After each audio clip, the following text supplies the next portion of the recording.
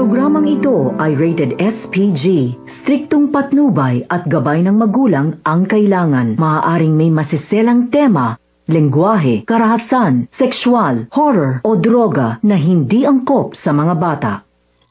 Magandang buhay mga kaseryenatics! Halina't samahan niyo ako at ating talakayin ang mga maiinit na kaganapan ngayon sa mundo ng mga teleserye. Pero bago ang lahat, ay hinihingi ko ang inyong tulong na i-subscribe, like and share ang ating munting channel upang updated tayo sa mga bagong kaganapan na nangyayari sa mundo ng teleserye. Tara, simulan na natin!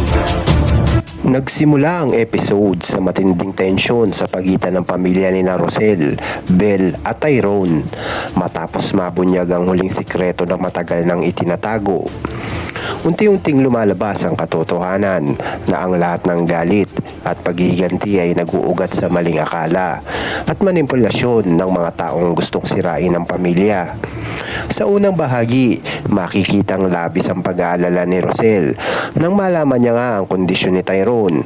Hirap na hirap siya dahil sa pakiramdam niya ay siya na nga ang makasalanan kung bakit nauwi nga sa ganito ang sitwasyon ng kanyang mga anak. Samantala si Belle ay gumawa nga ng matinding desisyon. Handa niyang isakripisyo ang sarili. Ito ang naging turning point ng buong episode dahil mas nangingibabaw pa rin ang pagmamahala ng magkapatid. Habang nasa ospital, nagkaroon ng emosyonal na komprontasyon ang buong pamilya. Isa-isang lumalabas ang sama ng loob, ang mga akusasyon, ang mga paninisi at ang matagal na kinikimkim na galit. Umiiyak si Belle habang sinasabi niya na kahit anong mangyari, hindi niya nga kayang pabayaan ang kanyang kapatid. Samantala, si Tyrone ay nagulat sa sakripisyong ginagawa nga ni Belle para sa kanya. Sa gitna ng kaguluhan, dumating ang mas matinding pasabog. Nalaman ng lahat ng buong katotohanan tungkol sa intriga at panlilinlang na naging dahilan ng kanilang pagkakawatak-watak.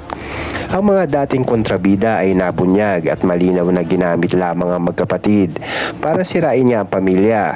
Dito, nagsimulang matunaw ng galit ng bawat isa.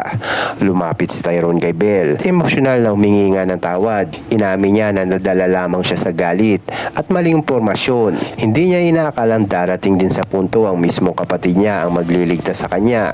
At sa eksenang ito, halos maiyak ang buong pamilya habang nagyayakapan nga sila. Pagkatapos ng operasyon ay naging matagumpay ang proseso at unti-unting gumagaling nga si Tyrone. Nagdulot ito ng bagong pag-asa sa pamilya. Makikitang nagkaroon niya ng pagkakataon ng bawat isa na magsimulang muli. Si Rosel naman ay nangako na babawi sa mga pagkakamali niya sa mga anak. Sa huling bahagi ng episode, ipinakita ang pagbabago ng bawat karakter. Ang dating punungan ng galit na pamilya ay naging mas matatag. Natutunan niya nilang mas mahalaga ang dugo at pagmamahalan kaysa sa inggit at paghihiganti. Nagkaroon ng emotional montage kung saan ipinakita ang pagbabalik ng tiwala ng magkapatid, paghihilom ng sugat ng pamilya, pagharap sa bagong simula at pag-iwan sa nakaraan.